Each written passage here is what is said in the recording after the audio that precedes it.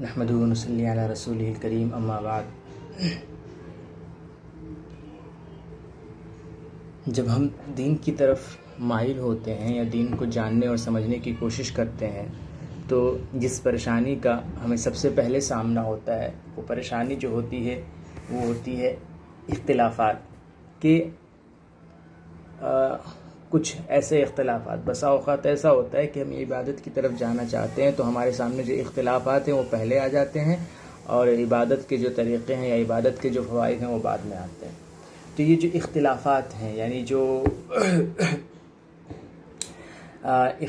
اختلافات ہیں، یہ اختلافات ہمیں بعض مرتبہ دین سے واپس دور کر دیتے ہیں۔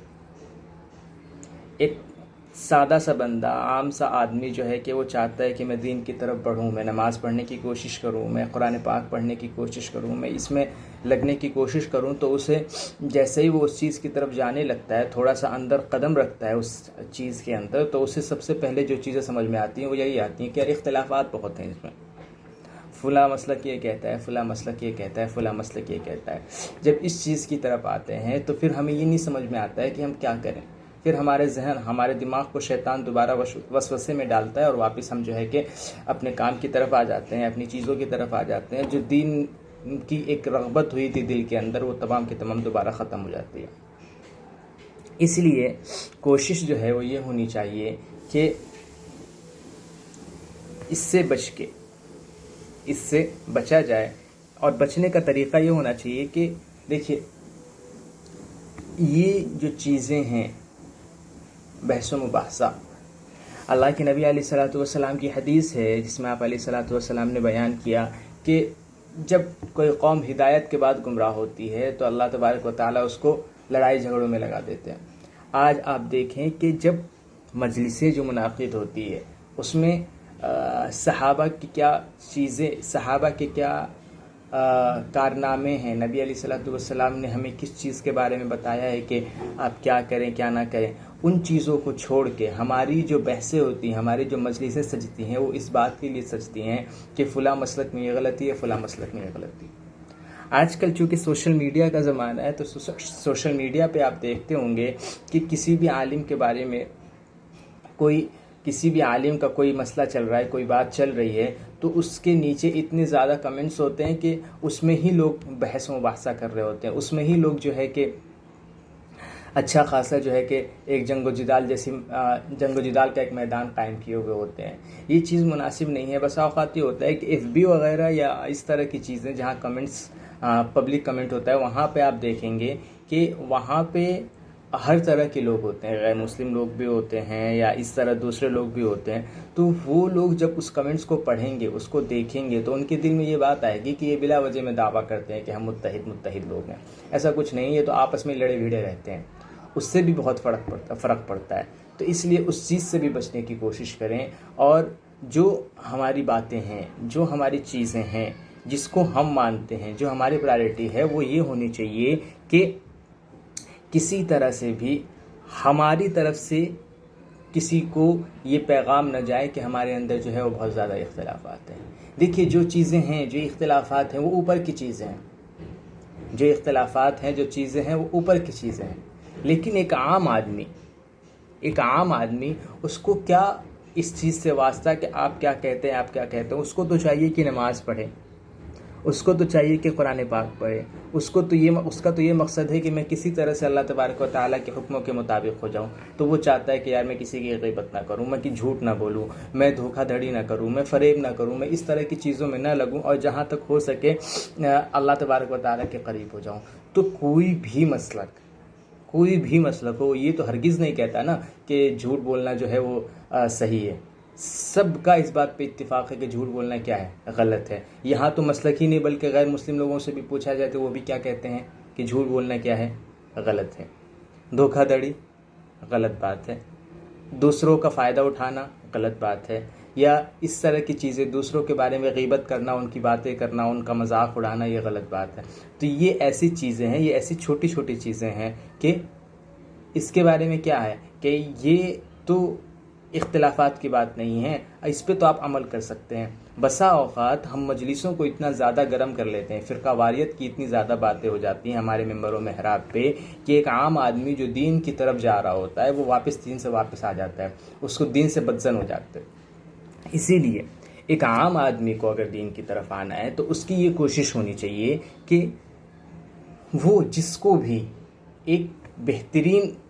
اپنے اعتبار سے، جس کو ایک بہترین سمجھیے کہ محقق عالم سمجھتا ہو کہ واقعتاً یہ خدا ترس بندہ ہے، یہ واقعتاً بہت نیک آدمی ہیں، یہ ہر چیز کو بہت ہی مطلب اس کے اعتبار سے وہ بہتر ہو، تو وہ اس کے پاس جائے، چاہے وہ کسی بھی مسلک کا ہو، چاہے وہ کسی بھی مسلک کا ہو۔ بلکہ دیکھیے، اچھے آدمی کا ہونا اس میں کوئی قید نہیں ہے کہ وہ مسلمان ہوگا یا غیر مسلمان ہوگا۔ دیکھیے، ایمان اور غیر ایمان الگ چیز ہے، لیکن اچھا ہونا ایک الگ چیز ہے۔ دنیاوی اعتبار سے اچھا ہونا کیا ہے؟ کہ وہ جھوٹ نہ بولتا ہو۔ دنیاوی اعتبار سے اچھا ہونا کیا ہے؟ کہ وہ دھوکہ نہ دیتا ہو، وہ لوگوں کو پریشان نہ کرتا ہو، وہ لوگوں کی غیبت نہ کرتا ہو، وہ اس طرح کے لوگوں کی مدد زیادہ کرتا ہو۔ یہ دنیاوی اعتبار سے اچھا ہونا ہے، ٹھیک؟ تو یہ اس کے لیے کوئی قید نہیں ہے کہ مسلمان ہوں گے تبھی ایسے ہوں گے، وہ تو غیر مسلم لوگ بھی ہو جاتے ہیں۔ تو اسی طرح سے مسلک کی بات کریں تو مسلک میں بھی، دوسرے مسلک میں اگر ایسے، یقینی بات تو نہیں ہے کہ دوسرے مسلک میں ایسے ہی ہم سارے لوگ ایسے ہی ہوں گے جو سارے کے سارے جو ہے کہ برباد ہوں گے، سارے کے سارے جو ہے کہ جھوٹ بولنے والے اور دوسروں پہ عیب لگانے والے ہوں گے، بلکہ ان میں بھی کوئی خدا ترس بندے ہوں گے۔ وہ الگ مسئلہ ہے کہ وہ ان کا نظریہ کیا ہے، ان کا زاویہ کیا ہے، لیکن ان میں خدا ترس بندے ہوں گے، ان میں چیزوں کو سمجھنے والے ہوں گے۔ تو آپ بس ایک عام آدمی کے لیے یہی مشورہ ہے کہ اگر وہ دین کی طرف آنا چاہتا ہے،